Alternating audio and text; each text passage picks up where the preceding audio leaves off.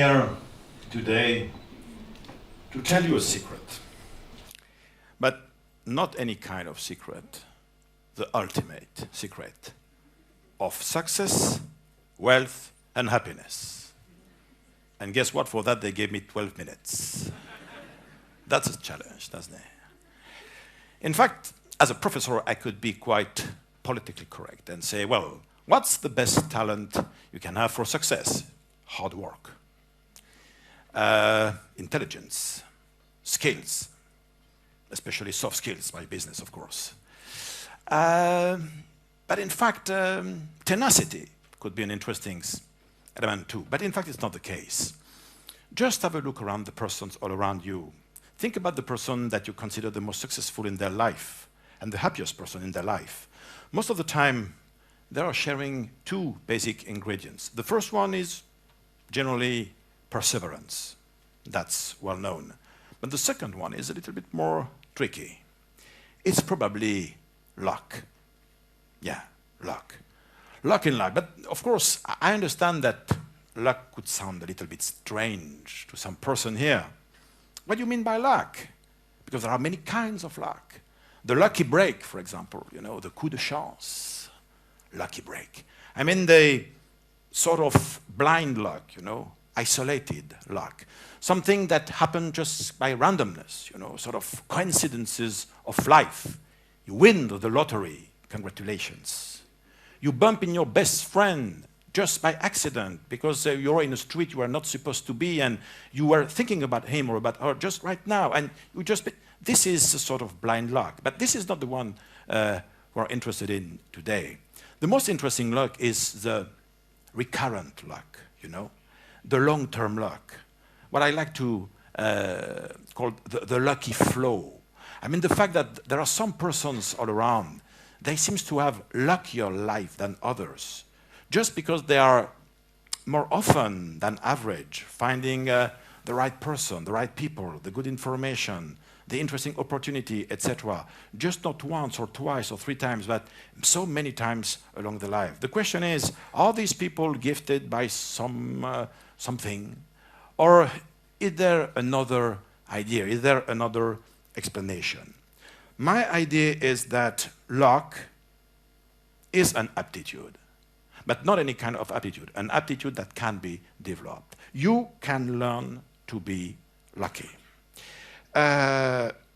So the good news and the bad news is that as well as being lucky or unlucky, you'll be responsible of what's going to happen. So what is luck, in fact? Okay, we could talk about fate, destiny, etc. No, the idea is that luck mainly is a state of mind. I mean, the guy and the girls who are more lucky than others, they know how to deal differently with uncertainty, to deal differently with chance and randomness. I mean that the luckiest people on earth are the ones who are creating around themselves a sort of favorable environment. They have a sort of ability to create the right set of interesting circumstances all around. So the luck machine is mainly an opportunity machine.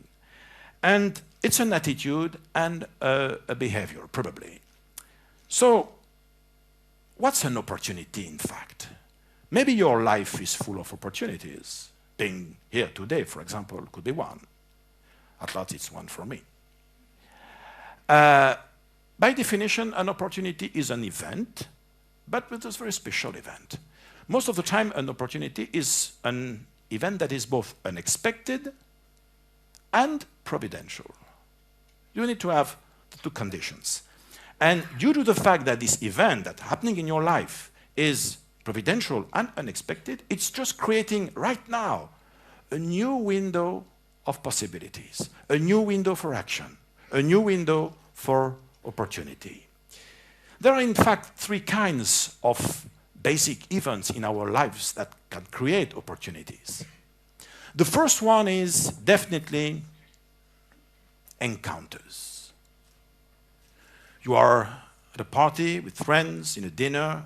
In a dinner you were not supposed to be. You were not supposed to attend this dinner because you were it was sick, etc. But you decide at last just to come. And at that time, you just meet someone, totally by chance. There are so many people in this party. And this person is going to be one of the most important person in your life, in your professional life, or in your personal life, I don't know. It was a pure, providential, but unexpected encounter. The second basic skill, basic element of luck, is information.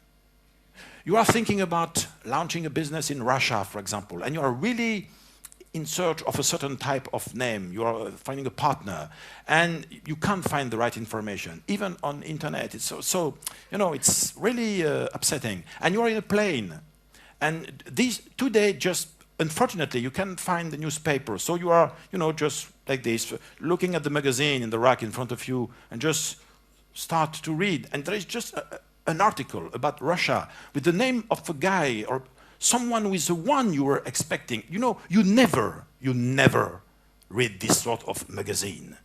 For the first time, and the ones you just read it, you find the information, providential but unexpected information. And at last, most of the opportunities, a lot of opportunities in life, are made by accidents of life. I mean, things are turning in a way that was not expecting. You lose your job. You lose your love. You become sick. Maybe the same day. You see, this guy is unlucky. Who knows? Who knows? We have to wait. Maybe, even in terms of job, love, why not? And even in terms of health, maybe it's a new start. He's becoming conscious of some things, Some accidents in life are only accidents. But remember, some accidents in life are messages. So, what about the luck attitude?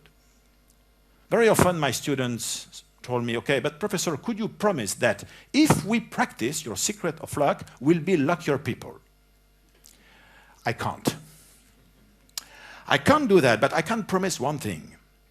If you practice these 4 secrets, things are going to happen in your life. And most of the time, unexpected things are going to happen in your life. Of course, are these things supposed to be providential?